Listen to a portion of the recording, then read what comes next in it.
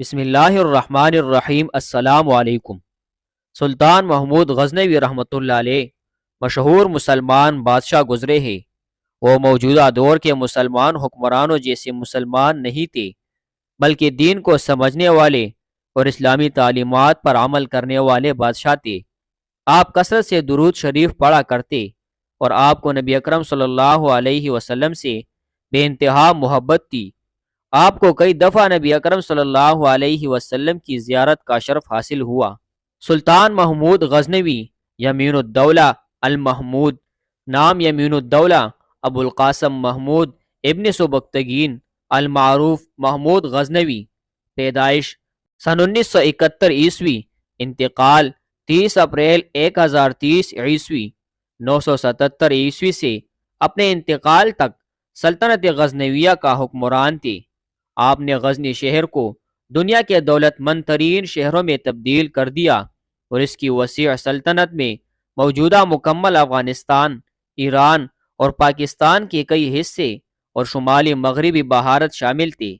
آپ تاریخ اسلامیہ کے پہلے حکمران تھے جنہوں نے سلطان کا لقب اختیار کیا۔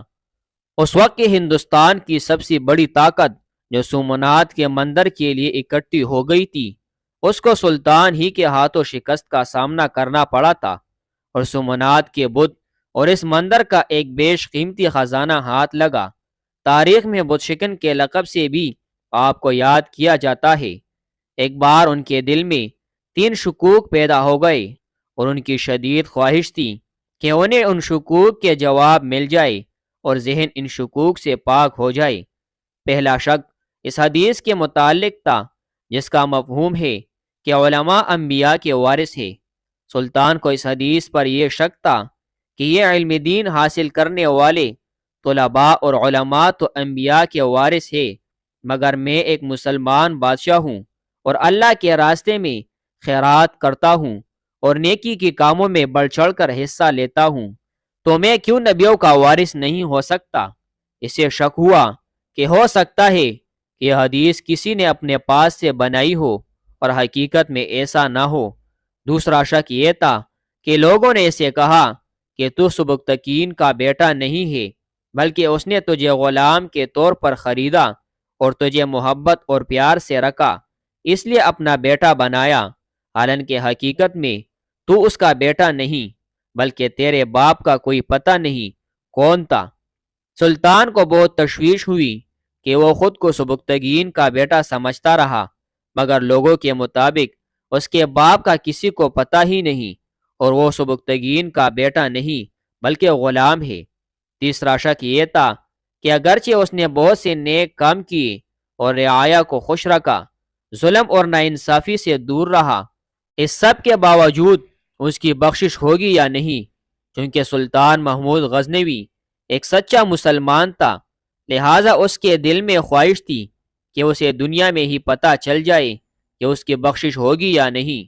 چنانچہ ایک رات وہ اپنے مشیروں اور مشال برادروں کے ساتھ رات سیر و سیاحت میں محو تھا کہ اچانک اس کی نظر کچھ دور ایک کباب کی دکان پر کھڑے ایک طالب علم پر پڑی جو بتی کی روشنی میں کتاب پڑھنے میں مصروف تھا اور کوئی دینی مدرسے کا طالب علم معلوم ہوتا تھا۔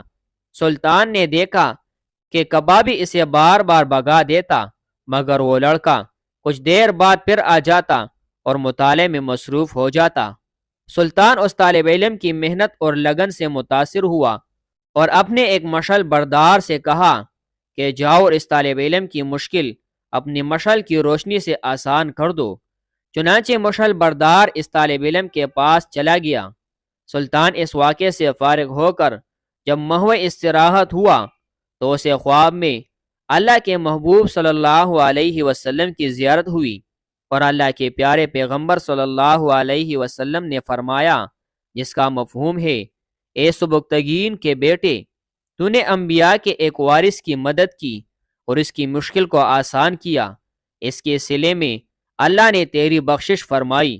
سلطان کو اپنی 3 شکوک کا جواب ایک ایسی شخصیت سے مل چکا تھا جن کی کسی بھی بات پر شک و شبہ کی گنجائش ہی نہیں ہو سکتی۔ حدیث کے متعلق کہ علماء انبیاء کے وارث ہے، اس کا باپ سبکتگین ہی تھا، کیونکہ اللہ کے پیغمبر صلی اللہ علیہ وسلم نے اسے اس کے باپ کے نام سے پکارا۔ انبیاء کے وارث کی مدد کرنے پر بخشش کی بشارت دے دی گئی۔ یہ تھے دور ماضی کے مسلمان بادشاہ جن کے شکوک کے جواب بھی اللہ کے محبوب صلی اللہ علیہ وسلم نے خود ان کو خواب میں آ کر دیے۔ اللہ ہمیں بھی ایسے ہی سچے اور پکے مسلمان حکمران نصیب فرمائے، آمین۔